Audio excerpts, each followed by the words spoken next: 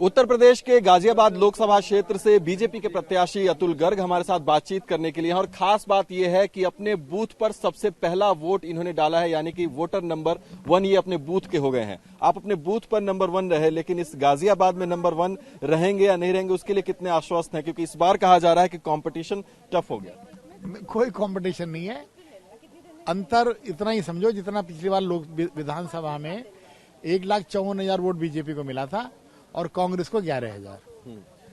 Expectations आपसे बहुत high है क्योंकि सिटिंग कैबिनेट मिनिस्टर को यहां से रिप्लेस करके आपको दिया गया है, आप सिटिंग एमएलए रहे हैं, तो मार्जिन क्या समझते हैं? क्योंकि वीके सिंह हर बार ज्यादा मतों से जीते, यहाँ पर 5 लाख से ज्यादा मतों। देखिए, जीत का अंतर क्या रहेगा मैं नहीं कह सकता हूँ, पर इतना पता है वोट परसेंटेज बीजेपी को 62 की जगह अब की बार 67 मिलने वाला है। तीसरी बार बीजेपी इस सीट को देख रही है जीत की तरफ।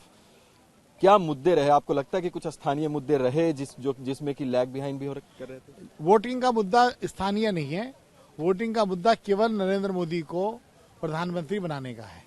हाँ, विकास की गति तेज रहनी चाहिए, पूरे राष्ट्र के साथ में संतुलित रहनी चाहिए, ये मेरा काम रहेगा। वोटर्स के पास जब आप गए तो क्या आपको लगा कि सिर्फ राष्ट्रीय मुद्दों पर वो बात कर रहे हैं, नरेंद्र मोदी के नाम पर वोट करेंगे, या फिर उनके लिए क्षेत्र वाइज मुद्दे भी मायने रखते हैं? क्योंकि आप विधायक भी तो रहे हैं क्षेत्र। मुश्किल से 2-3% लोगों ने क्षेत्र की उसकी बात करी है, कामों की।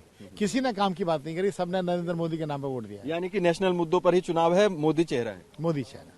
धन्यवाद हमसे बातचीत करने के लिए। तो अतुल गर्ग अपने पूरे परिवार के साथ सबसे पहले अपने पोलिंग बूथ पर मतदान किया इन्होंने, और इनका कहना है कि जो मुद्दा इस चुनाव में रहा है वो केवल और केवल प्रधानमंत्री को, मोदी को दोबारा प्रधानमंत्री की कुर्सी पर बिठाने का रहा है, और इसी मुद्दे पर लोग वोट कर रहे हैं क्योंकि उनकी लोकप्रियता के आधार पर ही ये लोगों के बीच में गए और इनको उसी तरह की स्वीकृति लोगों के बीच मिली है, और पूरी तरीके से कॉन्फिडेंट अपने आप को बता रहे हैं कि एक बार फिर से बीजेपी इस सीट पर लगातार तीसरी बार जीत दर्ज करेगी। TV9 भारतवर्ष के लिए सुनील के साथ गाजियाबाद से मैं अभिजीत ठाकुर।